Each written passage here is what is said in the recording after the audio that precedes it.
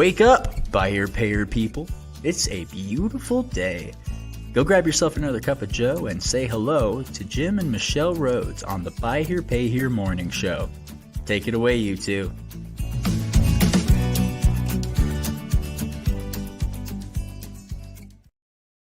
Happy Monday. Hey, welcome back to the Buy Here, Pay Here Morning Show. Yeah. Coming to you from North Ogden, Utah. We don't talk about our locale very much. We're in our podcast studio in Utah. Happy to have you folks tuning in for a Buy Here, Pay Here conversation.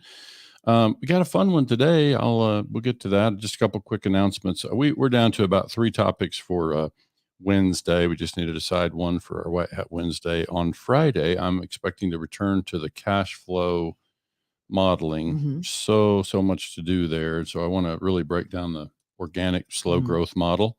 And so we can look at that after having Sam Epstein join us on Friday. Was it Friday? Yeah, we Friday. Talked about cash flow modeling, and that was a good, important conversation. We'll take that same model and we'll break down that part. Which that's the controlled growth is also a subject that we're going to be talking about at the dealer roundup in February. So so we got actually it looks like we asked the BHPH Success Group to help us decide the third topic. It looks like people are interested in sales volume. And so we'll make that our third subject. We'll be announcing our panelists soon for that. We got a couple of moderators that we're trying to finalize as well. So we look forward to bringing you that on Thursday morning, the 15th.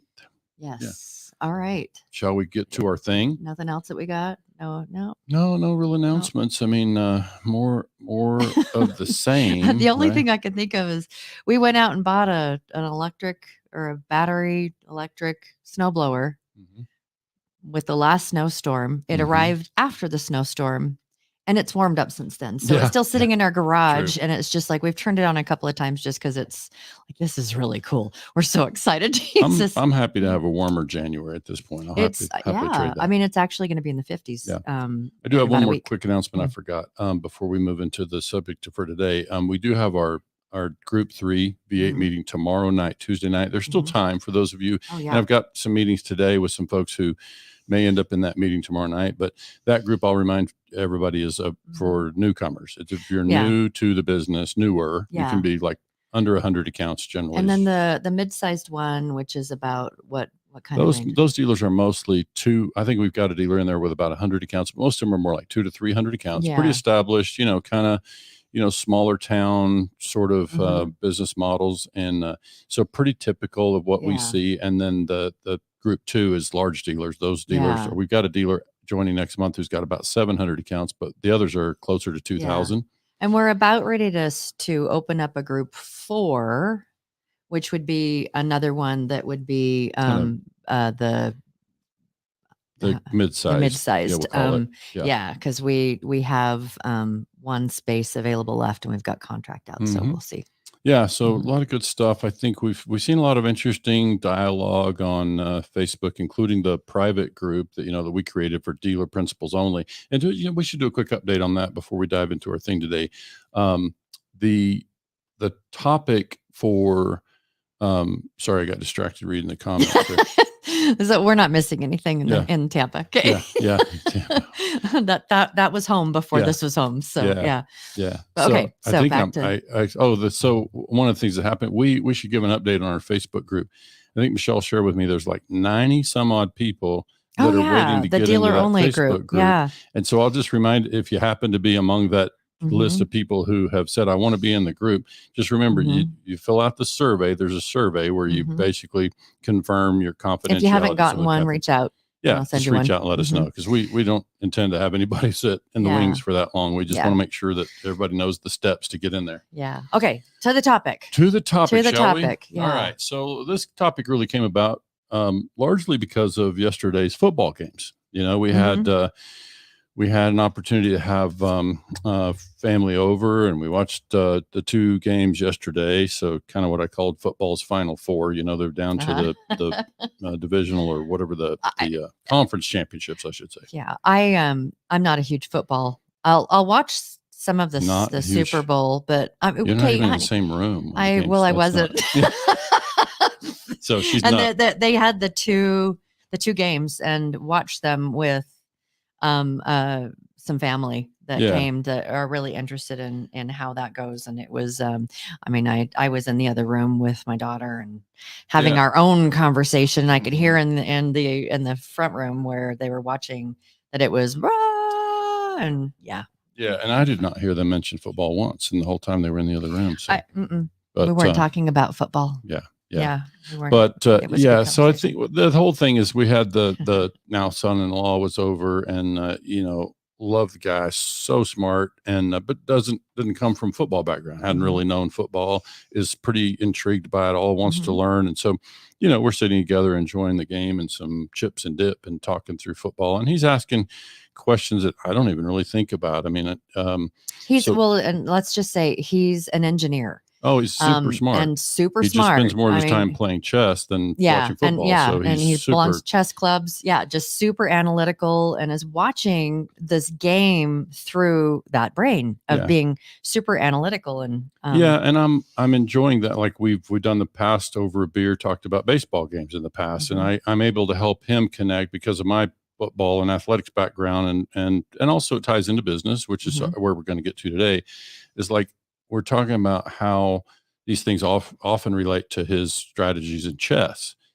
So, when you're playing chess, the game of football can be a game of chess. And he asked me towards the end of the game, he says, how does that happen that a team like the Detroit Lions jumped out to, 2 touchdown they're the visiting team, they jump out to a 2 touchdown advantage. They look like they're in great in the beginning of the game. Right. This is like the first quarter. Yeah, right. Like and then of course the momentum shifted a lot. Bit of attention. Right. The momentum shifted a lot. Some of that's mentality. Some of it's between the ears, right? And then, but I also shared with Hank that Hank won't mind me mentioning his name, that because he doesn't watch, nobody knows Hank, but at least in our circles, right? Yeah. So he was asking, like, how is it that the team loses the momentum and end up losing that game? And I shared with him that one of the things that happens when you see a lot of football with well-coached teams, they make really useful, impactful halftime adjustments. They go in, they have all this sophisticated technology now. They have all this video they can watch, all these still shots from overhead and all this stuff. Like, they go in and make strategic adjustments because, they've obviously had the week to game plan. The offensive teams both had a week to game plan. They come in with a strategy in the first half. And now at halftime, they can see, okay, I see what their strategy was to attack our defense. Right. So now they're able to go in and make halftime adjustments, and now it shifted the game. So we can't just know how much of that was mentality. It might have been a rah-rah speech from the coach at halftime. Probably was both, but certainly there's some strategy involved. And I think what our subject today, I went back and kind of revisit an article that I wrote in 2012. Put it up there. So for all of you that are watching on any of the social, I just added the link for this article. Yeah. And, even though yesterday's games inspired me to do it, I think what this shows is this article that we're sharing, I actually wrote it in 2012. So you're talking about 12 years ago that I wrote this article, and I went back and read it, and I thought, I didn't really change any of the language. I changed a couple little, sentence structure or whatever, but otherwise it's the same thing that I was talking about back then. And it's important because, you and I work a lot with people that are new in business, right? And there's some of them are startups, and most of what we're going to talk about here is relevant for both startups and established businesses. If we talk first about the startup element, like you're starting, if people are newer in the buy here, pay here business, it's been my experience. And I mean, I'm talking about direct experience, like my own business experience with successes and failures, and look back on that. And I think a lot of times what happens in our business world, we get voices in our ear that are cheerleaders. Sometimes they're family, sometimes they're friends, maybe it's even, somebody on Facebook, and they're sort of just cheering us on. And I hear it and it just hits my ears different. Like I hear it and I think, there's times that it makes sense to get up earlier and grind and keep going. There are other times that it makes sense to shift the strategy. And so I think this is part as a coach and advisor. Sometimes I hear the advice out there, this kind of flippant advice with, somebody asks a question. Look, if it's a question about how should I title a car in Texas or whatever, that's appropriate. There's like a certain procedure to do that. So here's where you go. This is what you do. I see in Buy Here, Pay Here that it's just like the gambit. There's so many different models out there and approaches. And I just think we know, because it's important for us to begin to offer advice to somebody. We need to really understand the full picture. Like, what is the grand strategy here? Like, what are we ultimately trying to accomplish? And it starts with, in Buy Here, Pay Here business, first we have to know, are we pursuing a business model that is driven off of equity, or is it driven off of cash flow, for example? And also we like to include personal life, like not just your business life and giving 60, 70 hours a week to your business, but what do we want the rest to look like? So there's just a lot. And so we just try not to be just cheerleaders. And certainly we try not to offer incomplete advice. And listen, today's not about us as coaches. I mean, we can give you the names of all the coaches. It's not about us. It's about when you're new in business, taking advice. Yeah. And it's really about, where you get it. Like, is it based in somebody's real knowledge of your business and what you're trying to accomplish? You know? And I see, just from again, married into Buy Here, Pay Here, I have a very different background and view, which is kind of one of the fun things with working with Jim, is that I usually will think outside of the paradigm of Buy Here, Pay Here, but it's just an interesting thing to observe from my experience when someone asks a question, that there are on average like 20 different responses, and they're all different. And some of them might be, I agree with you. So now I agree with that. And so it's like being able to weed through, do you follow the one that most people agree with? Do you follow, because people will offer advice, and it's sound advice for their business model. And for their own business or for their model? own business model. Right. And the, one of the things that we see is that for that business model, that advice would work. But what about this business model? What about this business model? And a lot of times when people post a question, is there, the people that are responding don't really understand fully and they can ask questions to try to dial down. But I mean, we know this industry is just if you've got 20 dealers in a room, you've got 20 different business models. And so the understanding and making sure you're getting your advice from someone that really understands what it is that your objective is, and what it is that, how you've structured what it is that you're doing. Yeah. And sometimes that's an actual business coach, right? It might be a score mentor. It might be, somebody's just actually advising your business, and in our particular business in Buy Here, Pay Here, I think it's fair to say that our business is not like other, quote unquote, retail businesses. It's not like buying shoes, marking them up, selling them at a price, like a cash business. Our Buy Here, Pay Here business has lots of other elements to consider. And for that reason, it's a beautiful, fantastic business. It's got amazing, earnings potential. I think the part that I'm really trying to get to here mostly is that it goes back to something we've talked about in the past. And I talk about it in business context. I probably need to write a blog post about it, because I know this thing about, we hear this phrase, execution is everything. Some of you who listen regularly have heard me talk about that in the past. You hear that? We've heard that. Execution is everything. And when I hear that, I think, I don't feel like that's true. Like, I just don't think that's true. I think it's an element. It's an element. I think that, but you can't say it's everything. It's not one everything. Element. Yeah. And I think where you're going is that the cheerleader side of rah, just keep going. And, keep grinding, is that's not necessarily what creates lasting success. Yeah. And listen, I've been there. Like in my own business, I remember feeling like, and I've seen others in business to feel like, well, the answer is to work more. Like I'm not doing well. I don't have money in my bank account, so I need to work more. Instead of working 5.5 business days a week, I'm going to work 6.5 days a week or whatever. And we talked about this, like rarely is that really the answer. Sometimes it solves a short-term problem, but most often that's not going to be the solution. So I think really where I'm going with the execution is everything is like, so we can talk about, and you see all that I talked about in the description of the today's show. I said, there's all this stuff out there. There's all these inspirational memes from Instagram telling us to get up and grind and go hit it harder and, outwork everybody else. And I think back to the execution is everything. Well, what if the business plan is flawed?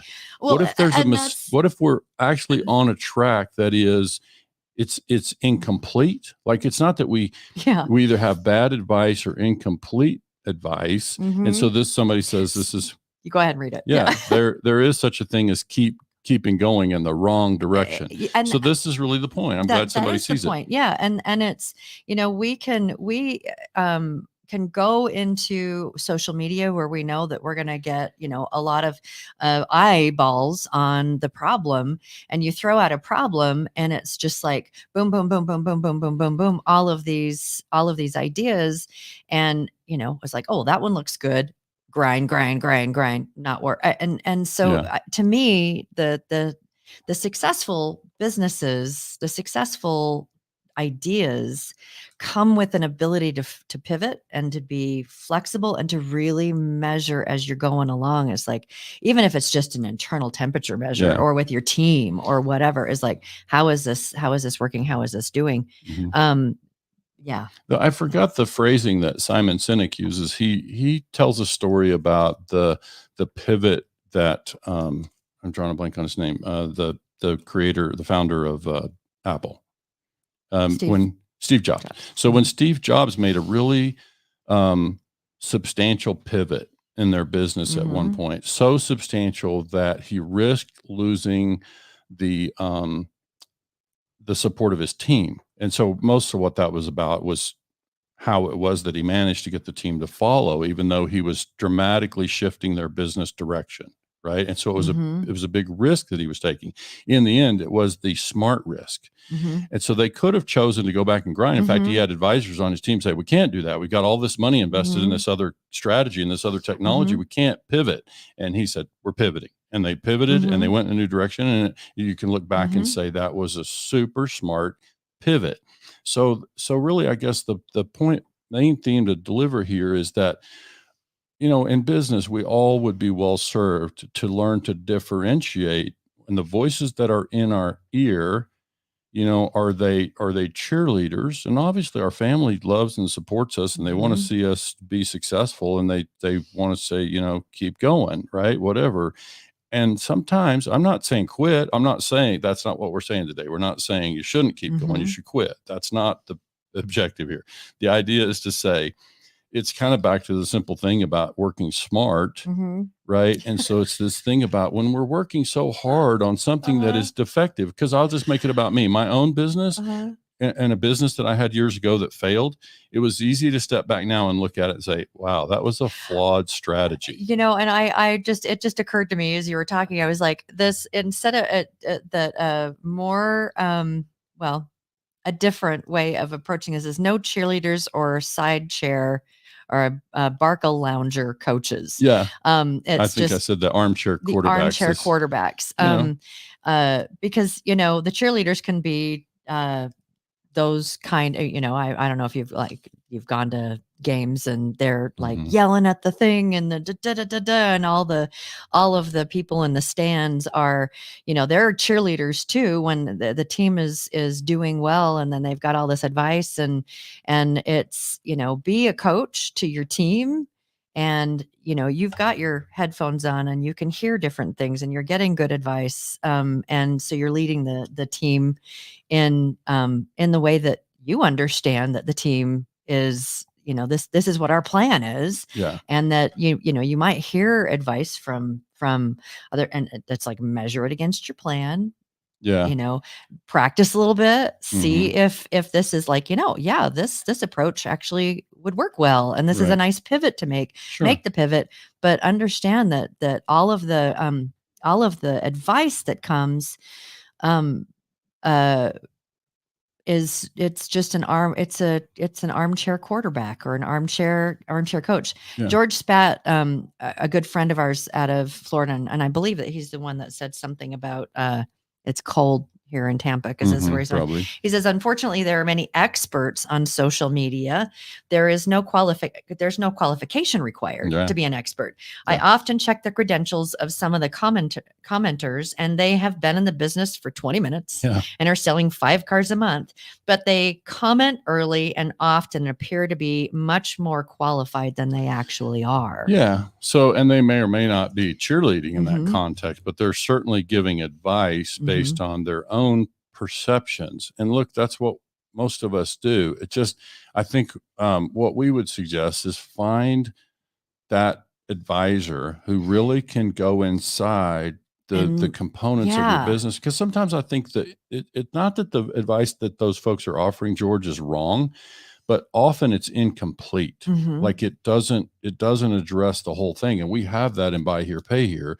Like, you know, Michelle, if you and I owned a Buy Here, Pay Here business and we sold 20 cars last month, we won't know if those were good decisions for 3 years, you know, or for at least months. a year. Yeah. Many months. Until then. Won't know. So it's like, you know, we have to look at the thing in a really comprehensive way and say, you know, you could sell 10 more cars a month by doing this, but is that the right move for your particular strategy? And I think that, you know, when we talked this morning about this, we were discussing, I said, okay, so honey, what is the takeaway? What is the actionable piece of advice for all the dealers out there that are listening? I mean, what is the thing? And I'm going to paraphrase the way I remember it, because this is the way I heard it. Okay. Is that every business out there would benefit from having a second set of eyes outside of their business that can really see what it is that you're doing. And that second set of eyes can be a business coach. It can be a mentor. It can be any number of things. Could be a CPA financial advisor. Yeah. And you know, obviously the CPA financial advisor would be advising you on this, or the other person would be advising you on the other. And so it's, you know, what I heard from that is that it's great to throw out, hey guys, what do you think? Because you can get a litany of ideas and they're all, you know, but make sure that you, one, are going to take all advice with a grain of salt, understanding that everyone that throws out advice has a different business plan, a different business model than you do. And then start to bring someone in to, you know, if there's something an objective that you would like to have, or it's like, it doesn't feel like it's working like it should, or, you know, I know we can do better, or whatever, is find someone that, or a group, you know, and you hear 20 groups, you hear, because I mean, you can find that in those kind of where it's more in depth and someone is looking at all the pieces and helping you to, you know, based on what I've seen, because I'm outside of your business, third eye objective, this is kind of what I'm seeing. Try this, or, you know, that it looks like this is working, but make sure that whoever it is that you ask is not just saying, yeah, you can, yeah, you're doing great. Keep going, keep going, keep going, keep going, keep moving, keep moving, keep moving. In addition to that, just got to be careful about, and especially in our Buy Here, Pay Here space. Again, it's not like we have a shoe store and we buy shoes that sell well and have profit in them, and we sell them and collect on them and reorder the shoes. Our business has lots more layers to it. And so I think, you know, when you see somebody and you think, oh, that's an experienced dealer, they would seem to be successful. Well, first of all, what's the measure of success? Like, they may be leveraged to the eyeballs and we can't see that, and we don't know are you wanting success in positive cash flow, or are you wanting success in equity? And if you want equity, do you want it in 3 years or 10 years? You know, there's just so many things, like it's just hard to know. And so I think offering off the cuff advice may be useful in the day, but it's like, that's why I say incomplete. We would advise you to find somebody who can provide you more comprehensive advice. And back to the CPA financial, the reality is there's just a ton of CPAs out there who they can read a financial statement and they can tell you whether you're profitable, but profit is not always the measure in our line of work. So it's like you got to be making sure that you're asking advice of someone who understands the space and all of that. And we're not by any means saying, don't pay any attention to what pieces of advice when someone is posting a question on social media. That's not what we're saying. And we're not saying don't ask anymore. But what we're saying is be careful about the advice that's being given and how it fits with your business model, and be careful about the like George is like, where you're getting the advice as well makes a big difference. And so, it's not about not asking the question. It's not about not reading what a lot of different people think. Cause I mean, that's a kind of experience you get around a lunch table at a conference, everyone, and so you get a lot of really good ideas and you can, jot them down. But if you're going to take advice, we're encouraging you all out there to know that the person you're taking advice from, the organization you're taking advice from, that they are they understand your business. Yeah. And I think, an area where we could kind of wrap up on this, would you see the comment from our friend Hugo Sanchez, which this is interesting. Hugo saying to George, I'm all about fake it till you make it. That's a whole different episode, Hugo. I find that people interpret that phrase very differently. So that's a whole different subject, but I like it. We love you, Hugo. Yeah. And Hugo, by the way, those who don't know, when we're talking about CPAs who understand the business, they have a very consultative firm, and they Butler Sanchez. Butler Sanchez out of Houston. Shout out, I guess. Yeah. They certainly would be among the people that know the space quite well. But yeah, I just think it's like, to me, we get up in the morning and we look at Facebook or Instagram or wherever you're whatever you're consuming, and you get this inspired, get up and grind. And I'm just like, well, grind at what? Like, am I going to work smart today? Like I can work that's like a more whole hours. Other topic too. That's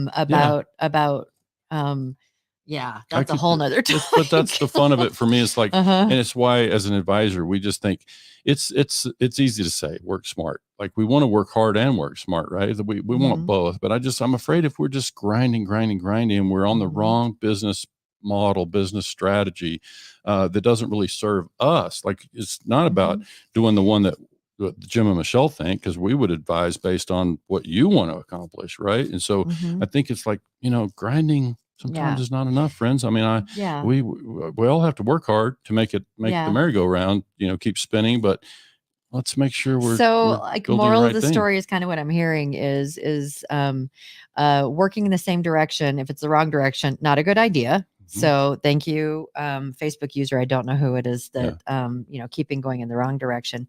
Ask questions. So continue to ask questions and take advice from those that understand your business. And when we're talking about understanding your business, it's not, they've asked a follow-up question in your stream, and so now they understand your business. It's like, take advice to heart. That comes from someone who understands you, understands your business model, and is not going to be a cheerleader. Yeah. And you used the word heart. I would say, let's be prepared always in business. This is just good advice in all business, I think. Let's not let ego drive us in a direction that is, maybe a path that doesn't serve us. Let's not let ego have us react when somebody tells us our baby is ugly. Then let's be. No one likes to be told that their baby is ugly. No one does. No one thinks their baby is ugly. And no one thinks their baby is ugly. And but mom, if you're spending thousands of dollars sending your kid to pageants, that's a bad example. But it's like, somebody's got to say it. Like, but it's hard to hear. It's hard to hear. Doesn't mean it's wrong. Let's just make sure we take advice and action based on good information. So again, back to the football. Another full subject. But So one quick thing we can kind of wrap up. It was gut wrenching to me to watch the Lions falter. And gosh, just a quick thing. I mean, people don't follow football, but if you go look at the story of the coach of the Lions. They won like 2 or 3 games, I think, in his first season.